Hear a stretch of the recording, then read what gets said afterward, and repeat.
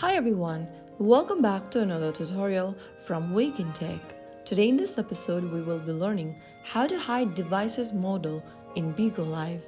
If you've noticed that your phone's model shows up on your Bigo Live profile or during live sessions and you'd prefer to keep it private, then this guide will help you turn that off in seconds. First of all, launch open the Bigo Live application on your device and log into your account. Once you're logged into your account, go to the bottom right corner and tap on Me.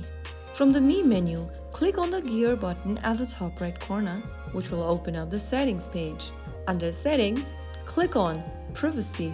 Once you open up Privacy, in the third row, you should see Hide Your Device Model option. Toggle the button right next to it on and make sure it turns blue. After you do this, your device's model will not be displayed in your profile or during live sessions.